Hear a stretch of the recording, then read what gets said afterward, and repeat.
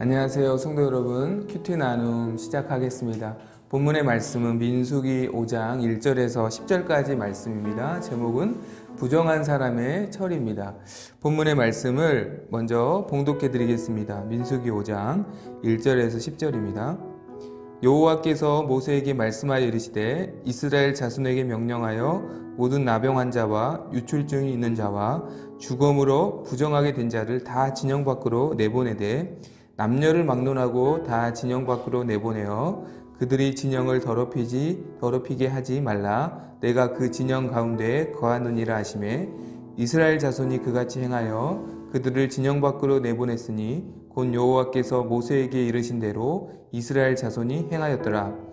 여호와께서 모세에게 말씀하여 이르시되 이스라엘 자손에게 이르라. 남자나 여자나 사람들이 범하는 죄를 범하여 여호와께 거역함으로 죄를 지으면 그 지은 죄를 자복하고 그 죄값을 온전히 갚되 5분의 1을 더하여 그가 죄를 지었던 그 사람에게 돌려줄 것이요 만일 죄값을 받을 만한 친척이 없으면 그 죄값을 여호와께 드려 제사장에게로 돌릴 것이니 이는 그를 위하여 속죄할 속죄의 순양과 함께 돌릴 것이니라. 이스라엘 자손이 거제로 제사장에게 가져오는 모든 속물은 그의 것이 될 것이라. 각 사람이 구별한 물건은 그의 것이 되나니 누구든지 제사장에게 주는 것은 그의 것이 되느니라. 아멘. 4장까지 말씀 보면 하나님께서 이스라엘 백성의 인구를 계수하게 하십니다.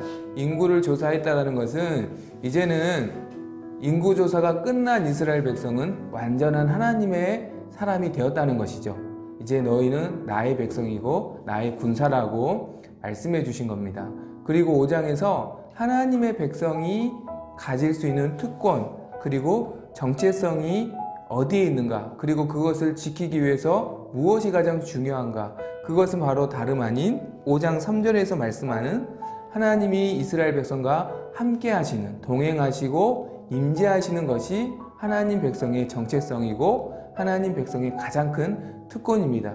사실 그렇죠. 교회는 건물이 아니라 하나님이 함께 하실 때 성전이라고 말할 수 있는 것이고, 또 하나님의 사람도 어떤 직분과 어떤 신앙의 경력과 어떤 사역의 모습보다는 정말 그 사람이 하나님과 지금 함께 하고 있는가, 이것이 그 사람의 정체성이고 하나님의 백성이라고 말할 수 있다는 것이죠. 그런데 하나님과 함께 하는 것에 가장 중요한 것은 바로 죄를 어떻게 처리하느냐에 따라서 하나님이 함께하는, 하나님의 임재를 누리는 하나님의 백성으로서 복을 누리고 살 수 있느냐 그렇지 않느냐가 결정이 되는 겁니다. 그래서 본문의 말씀은 너희가 부정하게 될 때, 죄를 지었을 때 이렇게 처리하여서 늘 하나님과 동행하는 삶을 살아야 한다.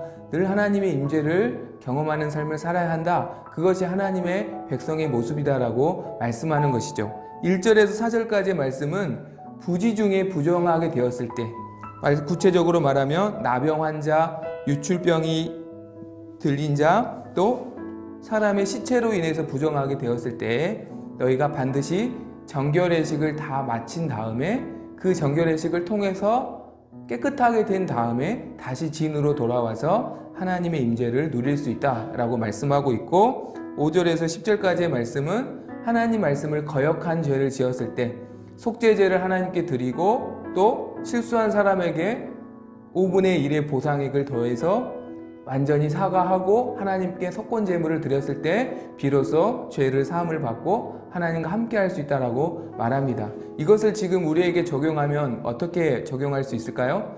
부지 중에 죄를 지었다라는 것은 사실 내가 죄인데 죄인지도 모르고 죄를 지은 그런 죄들을 말합니다. 그런 죄는 우리가 어떻게 회개할 수 있을까요? 이스라엘 백성에게 하나님은 매일매일 드리는 상번제를 주셔서 그 매일매일 드리는 제사를 통해서 자기가 인식하지 못하는 죄까지도 회개하게 하셨습니다. 그리고 하나님과 함께하는 은혜를 주셨죠. 우리도 마찬가지입니다. 그리스도의 이름으로 우리는 하나님께서 규칙적으로 공예배를 드리게 해주셨고, 매일매일 새벽에 깨워 하나님 앞에 나아갈 수 있는 은혜를 주셨고, 또 개인적으로도 하나님께 예배할 수 있는 특권을 주셨습니다. 이 규칙적인 예배를 통해서 우리는 내가 부지 중에 지은 죄를 회개할 수 있습니다. 만약에 이 규칙적인 공예배와 개인의 예배가 무너진다면 사실 나는 죄를 지었음에도 죄를 회개하지 못한 채 하나님과 동행하지 못하는 삶을 살 수 있다는 것이죠. 사랑하는 성도 여러분, 코로나로 어려운 상황 중에 있지만 하나님께 드리는, 규칙적으로 드리는 우리의 공예배, 또 개인의 예배가 회복되어서 혹시 내가 부지 중에 부정하게 된 죄를 지었을지라도 그 시간을 통해서 회개하여 하나님의 임재를 다시 회복하시길 바랍니다. 또한 하나님의 말씀 앞에 정직하게 반응해서 내가 말씀 앞에 부딪힌 그 모든 것들을 즉시 회개하여서 하나님 앞에 임재와 동행하심을 누리는 성도의 삶을 살 수 있기를 주님의 이름으로 축복합니다. 그러한 은혜를 주시기를 간절히 소망합니다. 잠깐 기도하시겠습니다. 하나님 감사합니다.